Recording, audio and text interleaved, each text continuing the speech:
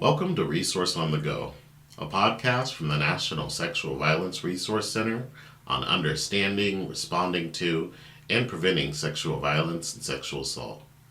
My name is Darin Dorsey. I'm an expert in sexual violence prevention and organizational equity, and co-founder of Rooting Movements, which is a consulting firm that helps organizations ensure that their internal practices are consistent with the values that drive the change they intend to make in society. In this podcast series, I'm speaking with Black leaders, advocates, and movement workers about their experiences in the movement to end gender-based violence.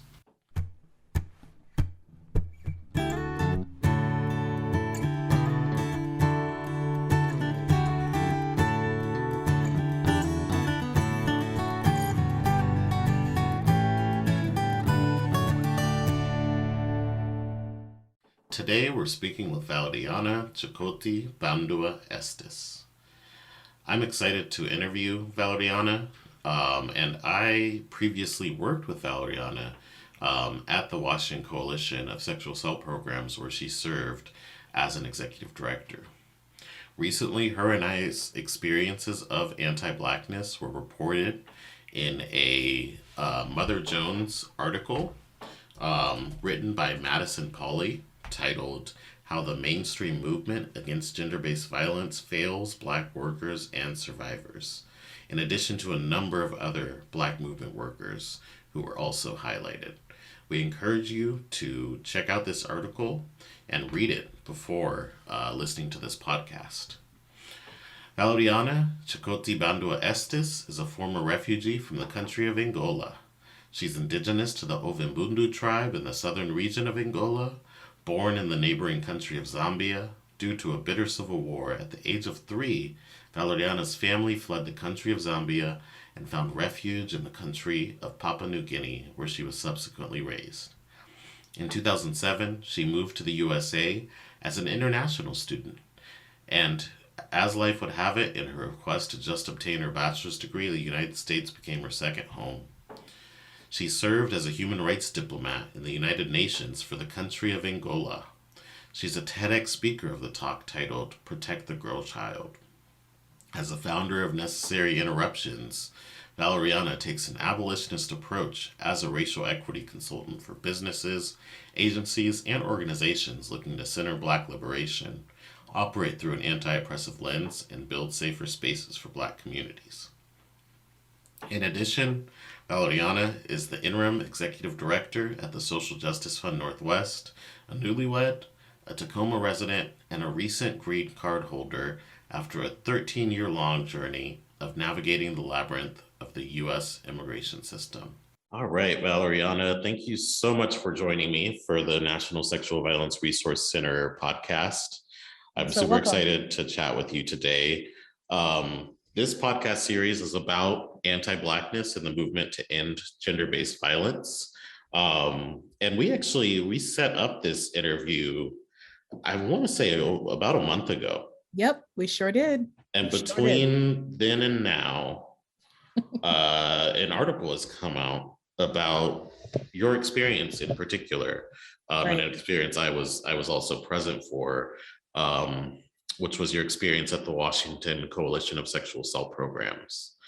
And so I'm super excited to dive into that, to dive into your experience in this movement as a Black woman, your experiences addressing anti-Blackness, and hear more about your experiences. Thank you so much, Darin. I appreciate this opportunity. And it's kind of wild that when we were mapping this out, we had no idea that this publication from obviously the Mother Jones article would come out. And so I think timing is everything, clearly. And yeah, I look forward to being able to respond to the questions that are being asked today. And my hope really is for listeners who may have just stumbled on the Mother Jones article, or maybe it's being widely shared within your organization, that you take a deeper look at how and why anti-Blackness often persists in, specifically, I would say, nonprofit spaces. It is violent, and there are a lot of intersectionalities around it. I am so excited to dive in. So let's jump in. My first question is, can you tell us a little bit about who you are and what has brought you to the movement to end gender-based violence? Thank you for asking. So I'll start with my name. My name is Valériana Chikoti Bandua Estes. I go by Estes as well. I'm newlywed. I am a former refugee from the Republic of Angola. I'm indigenous to the Ovimbundu people group in the southern part of Angola. I was actually born in the neighboring country of Zambia, and my family eventually sought refuge in Papua New Guinea, near Australia, where I grew up. And then I moved to the United States in 2007. So I definitely have that international background, and just also being a survivor of violence very early on in my life, and gender-based violence, also sexual violence. Unfortunately, those levels of oppression really opened up my eyes so early on to the need to be around community spaces and folks who were centering really a survivor-centered lens. And so early on in my life, I was involved in this work. And unbeknownst to me, in so many respects, this work was always calling me. And so naturally, by the time I migrated to the United States, my advocacy with specifically like immigrant populations, refugee populations, really began to grow and flourish, whether it was like on a college campus, and small community meetings we're having, or town hall sessions, all the things. It essentially evolved in my journey, and actually, moving to Washington State and actually working at WICSAP. And one thing I do also want to make a mention of is that there was a period of time in my life when I saw this work more so from a diplomatic sense, and having served in that capacity as a former diplomat, I really came to that realization that as much as that position was great and that opportunity was amazing, I actually felt a huge disconnect, specifically with victims and survivors of violence.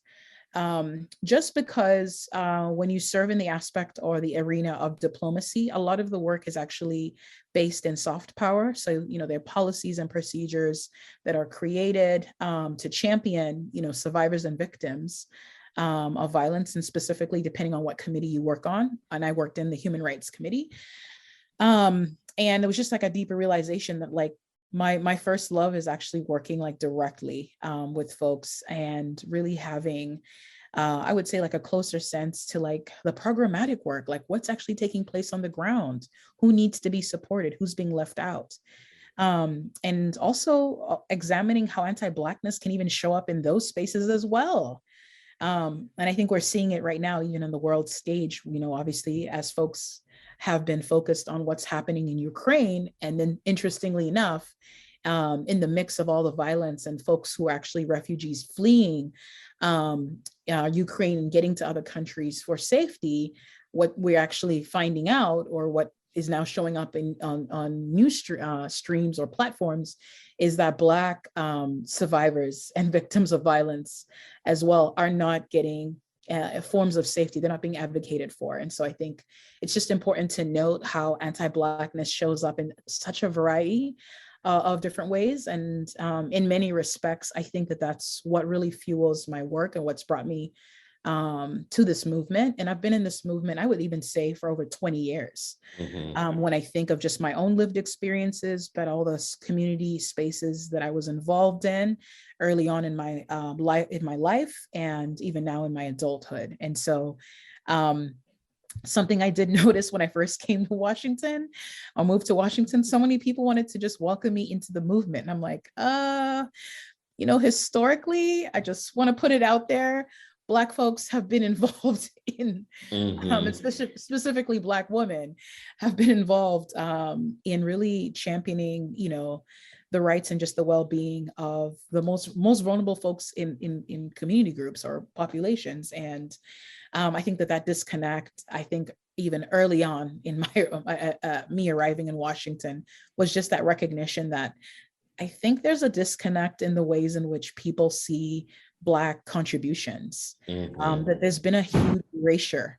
And it's been happening for such a long time. And it probably also speaks to why there's a default to actually center more white women in leadership, or in spaces of leadership, even on boards, versus like Black, Indigenous, Brown, and folks of color. And while I would even go as far as to say that when specifically you are a Black woman and you hold a level of power, there is a level of persecution that can come with that. And I definitely had that lived experience, and I'm still in many respects reeling, but also healing from it. Mm-hmm. Yeah, that's a really, really interesting lens that I think a lot of people can hopefully benefit from and hear and integrate in their experience in this movement. One thing that I would like to follow up on is this idea that you came to Washington and folks welcomed you into the movement.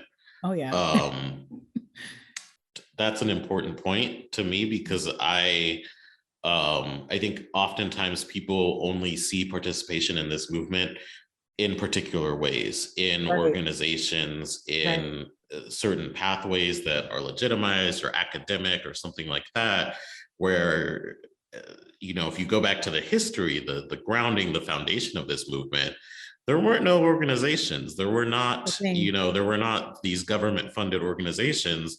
There were folks who were in their communities organizing. And it sounds like that's what you've been doing all your life. And Right. when you got to Washington, folks just kind of dismissed all of that background that you brought to the table. Yeah. I think honest, and I appreciate you asking that, or even like segueing to that, because I think the erasure is so real. In that when I think of Blackness and just Black spaces and community groups and the ways in which we have shown up for each other, it is not just a cultural nuance, it's a way of life. In that being individualistic, especially when harm takes place in our communities, hasn't necessarily been the default. I think of even, here we have, like, just not that long ago, years ago, where Tarana Burke was this, a starter of the Me Too movement. But because a white woman specifically shared that hashtag, all of a sudden folks were being enamored by her. And, Mm-hmm. and for a second, Tarana Burke was almost erased. It was And real close. Yeah, she had to very, work very really close. hard to Hard. get the recognition that she needed. Exactly. And I often think of the fact that, like, when we look at history, how often has that taken place or shape, where a Black person, could be a Black man, could be a Black trans person, could be a Black woman, or someone who's even a youth member, has shown up in a way in which they have contributed greatly and immensely, and the erasure takes place. And then everybody's like centering like some other institution, and specifically like a white-led institution, and they're getting like a pat on the back, and because maybe they have more avenues around like funding streams, that they are more legitimized. And so when I think of how structures typically take place, especially in these United States of America, around like, you need to have like the 501c3, you need to have all of these things in this particular order, we have to recognize that we live in a world where whiteness, and specifically white supremacy, governs the ways in which we move, breathe, and live. Truthfully, if we do not name that, I think it is difficult for someone to truly recognize how and why anti-Blackness persists in those systems, because if something is not officially named in this particular way, it is dismissed. It is dismissed in mainstream organizations, and it's also dismissed when like maybe somebody is in need of like funds, where they're like, you need to have all of these specific things. And I look at that as like just barriers that specifically exist, because if you look at Indigenous communities, you look at Brown communities, you look at Black communities, even as you just go to the continent of Africa, one of the main themes that I have seen is just also that collectivism, gathering together, gathering with the elders, and making, whether you want to call it subcommittees, or groups that would even visit folks in their homes if they experience some sort of violence. There's always just been this collective need to take care of vulnerable folks in a population or in a community. And yeah, it just blew my mind that when I arrived at Washington, It was like, I remember one person in particular at a conference, this white woman said to me, "Where did they get you from?" Wow. And I remember having to ask her again, and I was actually in a car at the time, and we were getting to a hotel.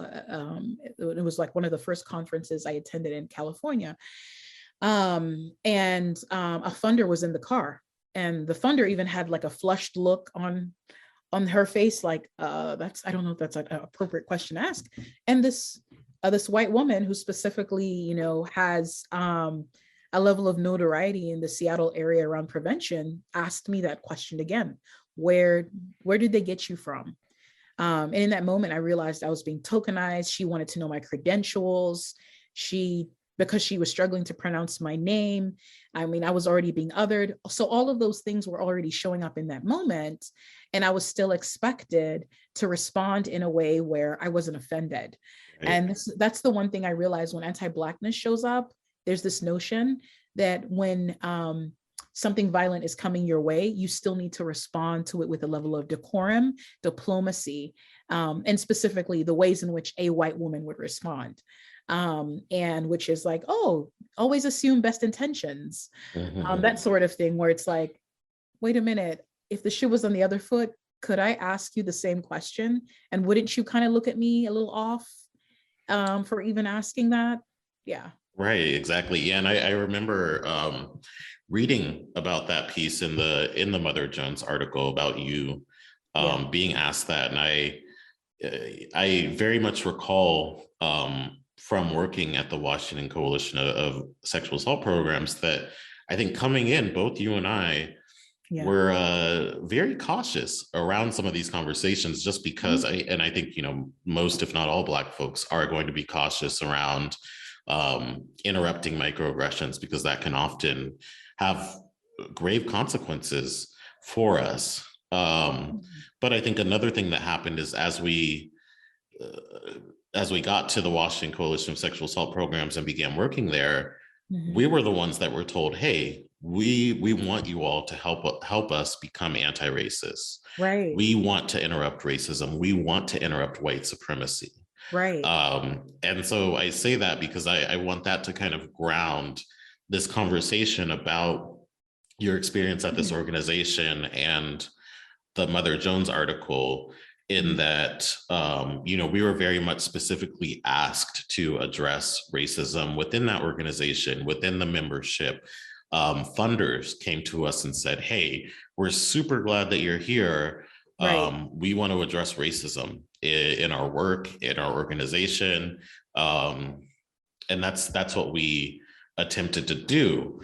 That has culminated in this article that came out a little over a week ago now, written by Madison Pauly.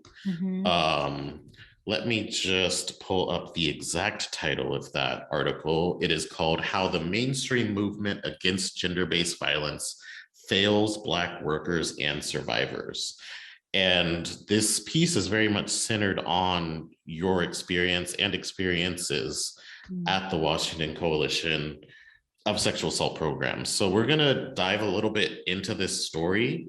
Like we mentioned, we set up this podcast to talk about anti-Blackness in the movement, and didn't necessarily know that this article was coming out, but I think it offers us a great opportunity to provide additional context and really help people understand everything that's going on there. I really want to start is about the process. I personally, my NDA with the Washington Coalition of Sexual Assault Programs was time limited.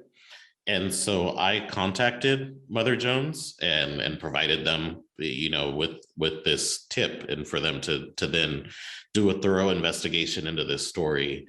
And that was in August of 2021. Wow.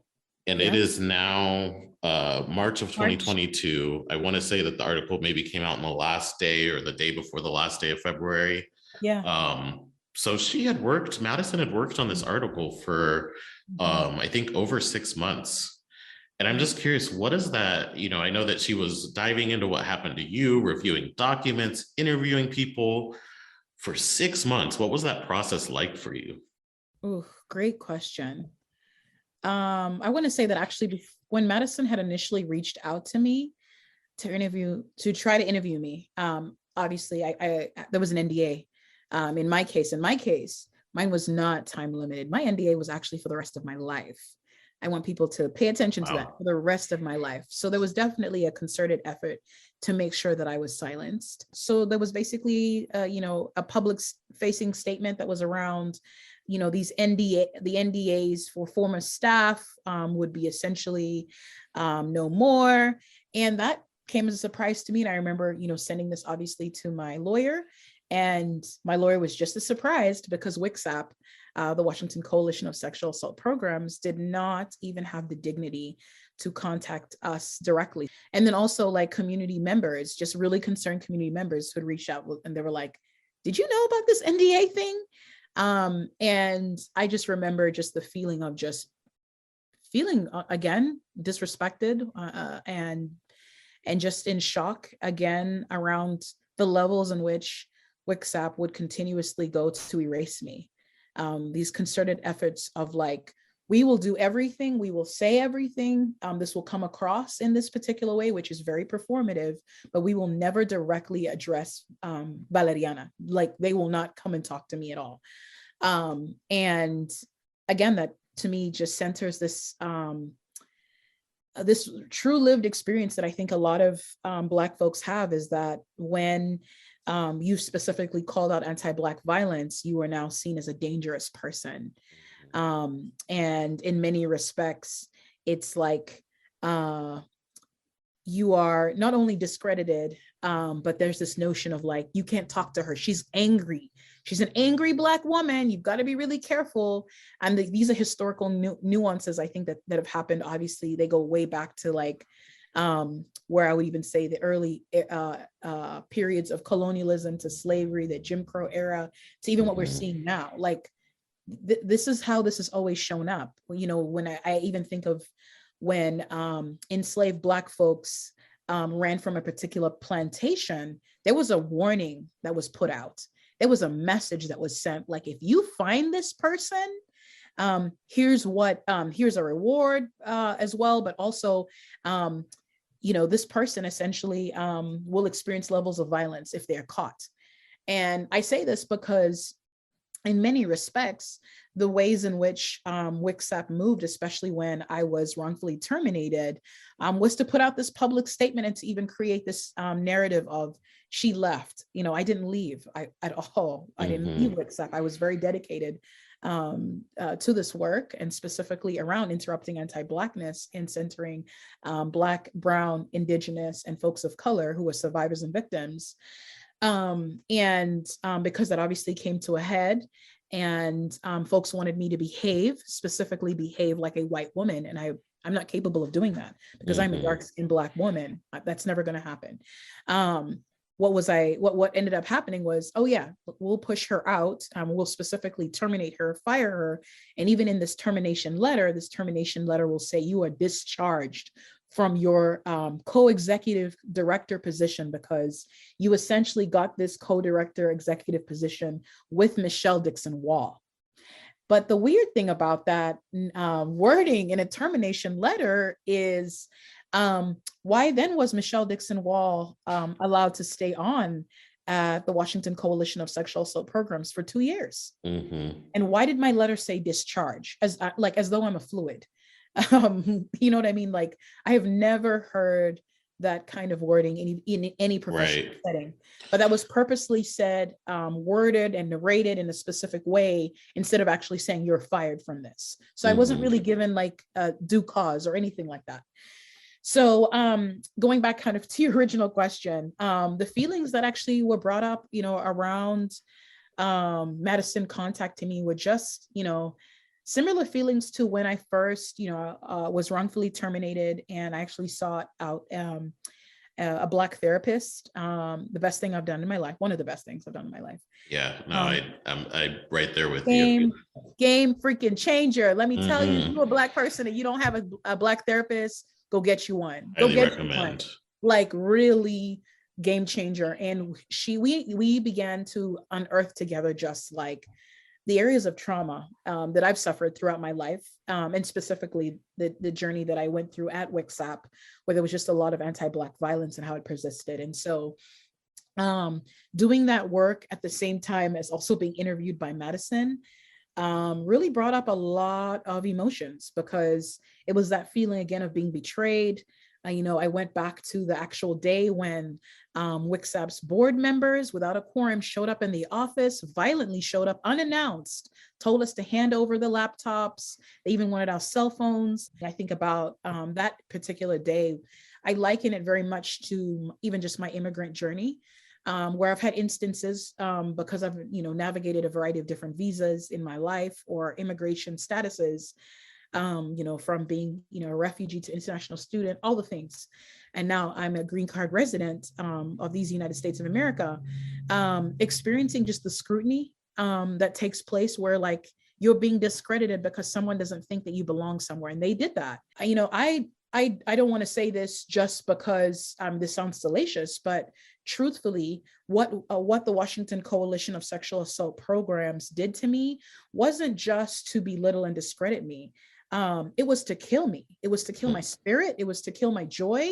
It was to kill my livelihood. And I think of even the mental health implications that I went through, just even through my body. And had I not received the support, had I not been, a part of a community or a family that loved me and championed me, and that's not everybody's lived experience. I cannot even begin to think of how my mental health to this day could have deteriorated to a point where I may not even be alive. Right. I mean, account for that. I often think about the fact that if you were not so resilient, if you were not so committed to interrupting anti-Blackness, committed to this movement, these folks would be accountable for a lot more harm than they even are. And there's a lot of harm here. There's a lot of harm that I think the Mother Jones article is kind of the start of naming some of these things that happened, but we need to ensure that accountability happens in this movement. And build on this story.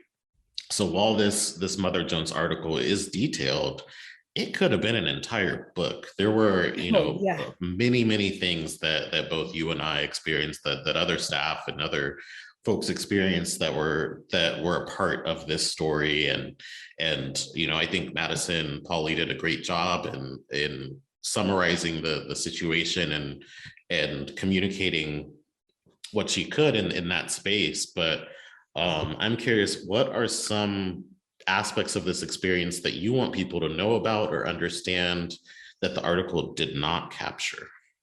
That is a good question. There's probably a lot, truthfully, that if I was to get into it, we'd probably have to have like a 5-6 part series, Darin. I mean, it could be a book. So it really could be, or a documentary or a movie. But I mean, what I would say is, some of the main themes that point out to me is the physical assault that I experienced at the Washington Coalition of Sexual Assault Programs. A former staffer at WICSAP physically pushed me. I think that this happened right before the weekend, and we came back the next Monday, and that staff member was still there, was working, and they actually gave us an account of the situation that was not true, that didn't include that physical violence. And so I think that even adds to the situation that not only did this happen, not only did people who were standing right there, who were in authority, witness it happening, but also this person did not face consequences, did not, receive any sort of discipline from the organization. And when you look at your experience where, as the article suggests, grievances were fabricated against you, and those were taken very seriously. We can very much start to see a pattern in a difference in how you're treated compared to other folks. Yeah, and I think what's deeply troubling is a lot of folks don't, there was a lot of other things that took place that, Madison obviously highlighted. But one thing I just want to highlight again is Black people have been killed, murdered, erased for lesser things. I often think of the fact that if I lived in New York and this was taking place, who knows?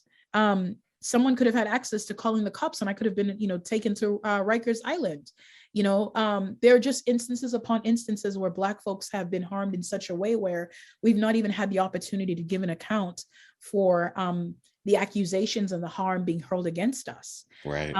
And so for me to even have this opportunity to speak truth to power, my hope is that folks who have had this narrative or notion that, well, this was justifiable or this was on this basis, you'll think really deeply about the fact that could this have happened to a white woman? Right. Well, and I think you can even look at again, the fact that Michelle Dixon Wall, who's named quite a bit in the article, her last day is today. So even after this article came out, after it's become clear that she fabricated the allegations against you, and all these other issues that are clear in the article, that departure is a lot less sudden than yours, a lot less sudden than the way they treated you. I want to come back to the moment of truth letter, but before I do, I want to ask you, I know for me personally, when this happened, when the WICSAP office shut down, and people began to see that this was clearly a response to you and myself, trying to hold the organization accountable for racism and anti-Blackness, I had some folks who came to me and said, hey, I want to support you. What they're doing is wrong. Yeah. And a number of those folks still support me today, and I support them, and we're still in community, and I'm very grateful for them. But I also had one or two folks who came to me and said, hey, I want to support you. What they're doing is wrong. I don't want to be affiliated with them. I'm not going to work with them anymore. But then, just a year later, or some short time later, they're then taking contracts with WICSAP, not reaching out and saying, hey, this is what I'm doing, no accountability at all. But instead just distancing themselves from us and, taking on these lucrative contracts. I do want to just mention that, I think one thing that a lot of people might not understand around accountability is when harm happens, for somebody to contract with an organization, to do trainings with an organization, while that harm hasn't been addressed, while Black folks are still silenced by NDAs, while the perpetrators of that harm are still employed, very much legitimizes that institution and that organization. And that organization can then look and say, hey, let's forget about these Black folks we harmed, and let's instead focus on this important work that we're doing. So I just want to name that dynamic, because there is a very real harm that comes from people engaging with organizations or individuals that do harm. And again, we can make parallels to the type of harm that we address in this movement, where if we have a perpetrator of sexual violence, if you associate with them, you're giving them a level of credibility. If you're not holding them accountable for the harm that they did, then you're complicit in the harm that person is continuing to do. And so I just want to mention that piece, because I don't know if folks don't understand it or what's going on there, but I just think it's really critical for people to understand that that giving credibility to an institution that's giving harm is complicity with that harm. I think so too. And I think the concerning piece about it is it just speaks to how Black folks are dehumanized. So we're not seen fully as human beings. I mean, it wasn't that long ago in this country when we were considered, 3/5 of a human being or a person. And I see how that's also carried on intergenerationally, where there are actually folks that know that, hey, I wouldn't treat or behave in this way with anyone else, but specifically when a Black person shows up, it's time to scrutinize. It's time to ask questions like, I'm just curious. And that curiosity never exists when it's another white person who's actually perpetrating the harm. And I think it's just also important to note that the fact that here we are on the 11th of March, 2022, and to this day, the Washington Coalition of Sexual Assault Programs has not issued a public apology or acknowledgement for the anti-Black violence that I experienced and you experienced. is baffling. And I Mm-hmm. often think of the fact that 90+% of WICSAP's funding is publicly funded. How will they give an account to specifically to Black survivors of violence and victims of survivors of violence? How does that sit with WICSAP? Because I've Right. definitely written an email to the current board to name all of these things, and I have not received a response at all. And I think it's really troubling for any sister coalitions or coalitions that do work with WICSAP who are not holding WICSAP accountable, because I honestly believe that the integrity of WICSAP is not just on the line. The integrity does no longer exists. Mm-hmm. And because it no longer exists, I think we all have a collective duty to hold WICSAP accountable. I think there's a collective duty for folks to even reach out to WISCATIV and say, hey, executive director, here are these things that are being named. How are you rectifying harm? How are you all approaching this and centering, survivors? Are you Right. approaching this from, a lens that is trauma informed, or are you just perpetrating more harm, covering stuff up, writing these statements that sound so sexy in the field, that here you are rectifying harm because you've hired Black consultants that you're paying, who you actually, when we look back, here, you and myself, Darin, who we were former employees of WICSAP, who were actually doing this work, even for funders at OCVA, who specifically told us in their emails that they do not have the services to provide us, to help us in combating anti-Black violence. They said Right. that. These are white funders from OCVA that are supposed to support all victims and survivors of violence. They said that in an email. And mind you, they are to this day still best friends with Michelle Dixon Wall. And if you want to talk about conflict of interest or any whistleblowing, how about that? Why has that not been named or even been seen as a question mark? Because Right. I recall, No. oh, go ahead. Oh, I'm sorry to interrupt you there. I just want to mention that I often highlight the fact that both in you and I, we do racial equity consultation, training, facilitation, and work around anti-Blackness. And here we were being pushed out of an organization that said it was committed to these things. Right. And then they go on to hire white women who are not competent in these things, who then are paid by the organization to hire Black women as consultants to train them and do workshops to teach them about anti-racism so that they can hopefully in the future implement that in the organization. I mean, that really seems like a not a very efficient way for us to be spending public funds. I do want to, in terms of talking about WICSAP's response to this, I do want to name what their statement was. So this is quoted from the article. It says, in a statement, WICSAP's current board of directors apologized to, quote, those people who feel disrespected, end quote, by the organization. Quote, WICSAP has undergone many changes over the past 3 years, including a complete turnover of the board, they wrote. While none of us served on the board at the time of these events, we take all claims seriously and are working to address past and present harms to ensure a stable anti-racist future for WICSAP. So I just want to provide that context so people can kind of see what the response has been from the organization. I will also name that there are current board members at the organization who were involved with signing NDAs and joined the organization in the spring of 2020 when the organization was working to ensure that we couldn't tell our stories. Right. So I want to provide that context to folks who are listening to this, but I also want to move on to ask you a question about the Moment of Truth letter. So in June 2020, 47 state and territorial coalitions signed on to the Moment of Truth letter that essentially named dynamics of anti-Blackness and racism in this movement and the ways in which Black survivors, BIPOC survivors, and advocates have been dismissed.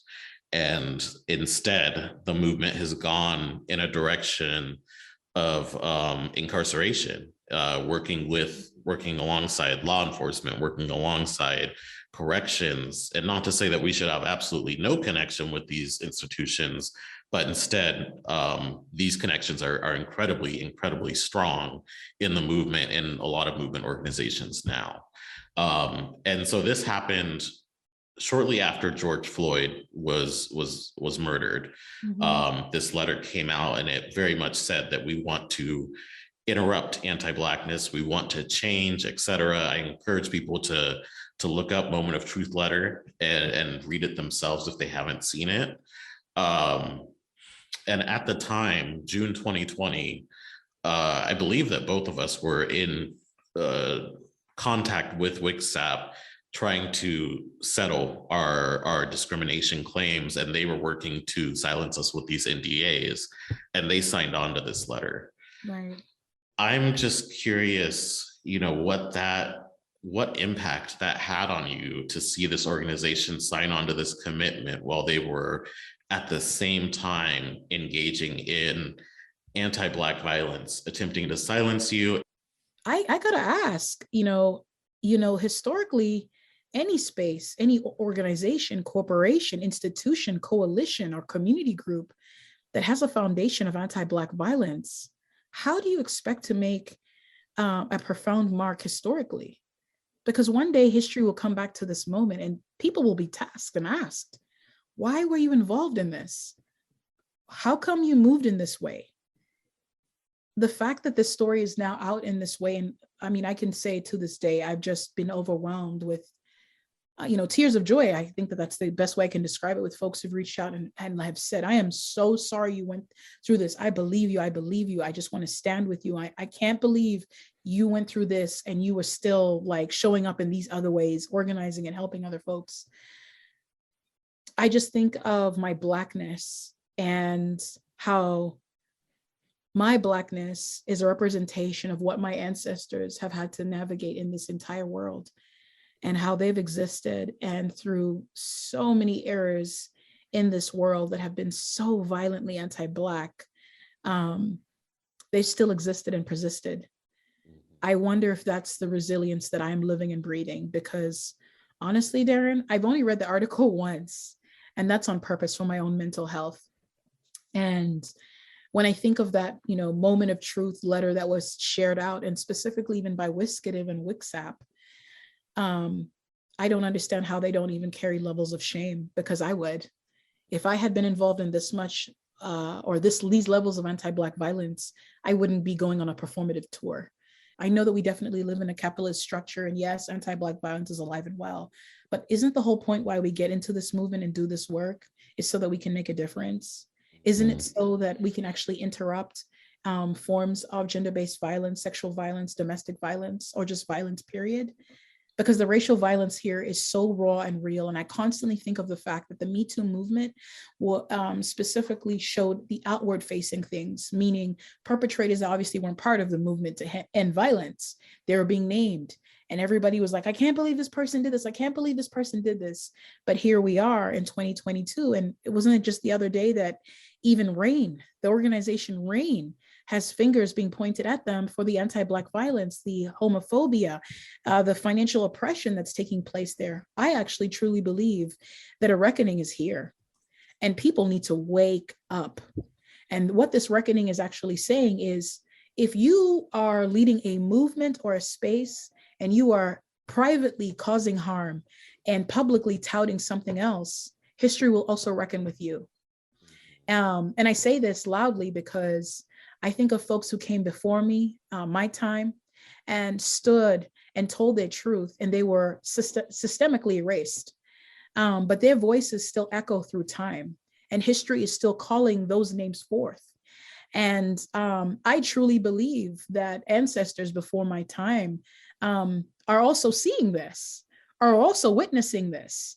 I think specifically of the fact that there was a concerted effort here to create this narrative that we are this kind of institution or organization, but truly this is not who we are. We really don't care about Black folks. I think deeply about the fact that here we are and living in a state that's considered quote unquote progressive. but yet it's just repackaged. The white supremacy is packaged in a different way, and manufactured in a way where you literally have to play in your mind mental gymnastics to name, to find, like, did this really happen to me? Was this how this was said? I sit here and I think to myself, when will these spaces, whether it be Wiskative, whether it be KSARC, whether it be WIXAP, or even member programs, it has been a part of the past at WIXAP. I think of all of these spaces. When will you give an account for yourself? When will you stand in the truth, stand in the sun? Because at the end of the day, you may think you're getting away with something, or you may justify your actions. But the ways in which this civil rights chapter is reckoning with everyone, no stone will be left unturned. I'm gonna just say that. Thank you so much for that comprehensive answer to that question. I think folks will get a lot from what you just said. And hopefully folks who signed on to that Moment of Truth letter are listening, because I think there's certainly a role when you sign on to something with other organizations, other people, where there is a role where you need to hold them accountable. Their behavior is going to reflect on you because you've done this together. You've signed on to this thing together. And so now this, unfortunately, in many ways taints that Moment of Truth letter that I think, ultimately, if done genuinely, is a great achievement and a great step for this movement. But when we have organizations or individuals signing on in performance, that taints the entire thing. And so what I hope that organizations that sign on to that can ask themselves, what can they do to address the way that this letter has been tainted by those who have signed on in performative ways and were not committed to interrupting anti-Blackness.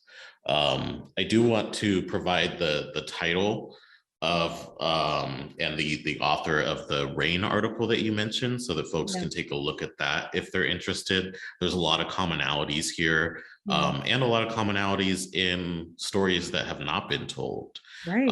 And so I think, one of the hopes of this Mother Jones article is that people who have had similar experiences of anti-Blackness in this movement, but have not been, felt comfortable or been able or felt safe to talk about those experiences, might feel safer, might feel more encouraged to name that. But anyways, the article is called Insiders Say RAIN. That's spelled RAINN. The nation's foremost organization for victims of sexual assault is in crisis over allegations of racism and sexism. And that's by Bradford William Davis. I definitely encourage folks to take a look at that. Valeriana, what are you up to now? And where can people find you? Where can people access your brilliance? Thank you, Darin. So I still have my racial equity consultancy, which is very much alive and well, and I'm pretty busy, but if folks want to reach out and find out ways in which I can either be a public speaker or do some workshops or some deep diving on interrupting anti-Blackness in your organization or institution, you can check out necessaryinterruptionsllc.com, or you can email me at valeriana@necessaryinterruptions.com. And currently I serve at the Social Justice Fund Northwest as the interim executive director. I work with a bunch of radical co-conspirators. I love my job. I love the work that I do. It's such an opportunity to serve and to examine how we can mobilize resources, monies in particular, and move it to grassroots-led spaces, groups, organizations. And it's such a good way to also, again, interrupt white supremacy. And I just really want to give my folks at SJF a shout out, because even as this article came out, I shared it with staff, board members, and folks have just rallied around me and just been concerned about my mental health and wanting to see me, fully heal. And I honestly feel so blessed that where I am in my life and what I get to do is very much in line with, again, interrupting violence, but more specifically also looking for ways in which the philanthropic movement can continue to take this work to like a 3.0 level that really centers a stronger Black liberation-led lens. And we do that a lot at SJF. We're really exploring those nuances. So feel free to send me an email if specifically something I said resonated with you. And my hope, because the day is coming when I will be able to really give a full account of all the things. So I am in the works of writing. I'll just put that out there. Thank you so much for having me, Darin. I hope to come back at some point and we can like talk about how this journey is still very much unfolding. I appreciate you, and for all the listeners out there, especially those who've had to navigate any forms of oppression and specifically anti-Black violence, I want you to know that you are not alone. Please do not play the mental gymnastics in your mind and having to like second guess, did this happen? It did happen. I want you to know that I don't not only like feel those sentiments, but I believe you. And my hope is that you can connect, reach out to myself and Darin, because we're mobilizing and we're building some really great and rad things. And the future is still bright, despite the ways in which white supremacy tries to show itself. Because Black liberation efforts are here to stay. Absolutely. I think folks are really going to get a lot out of this conversation, and I think we're going to be a stronger movement because of it. So thank you, Valériana. Thank you for having me. All right. Well, that does it for today's podcast. Thank you for joining us for this conversation on anti-Blackness and the movement to end gender-based violence. We encourage you to reflect deeply on what you've heard, what you've learned today, and think about how you can implement that in your communities and your organizations. We also welcome you to reach out to some of the guests in this series of podcasts for organizational technical assistance, consulting, training, and other services. If you haven't already, please do check out the rest of the podcasts in this series. This series of podcasts on anti-Blackness and the movement to end gender-based violence includes 5 conversations that are 5 different perspectives in this movement, 5 different experiences. I think what you'll find is that sometimes they overlap and sometimes they don't. There's something to gather from each and every single one of them. And again, we encourage you to listen to the entire series of these podcasts.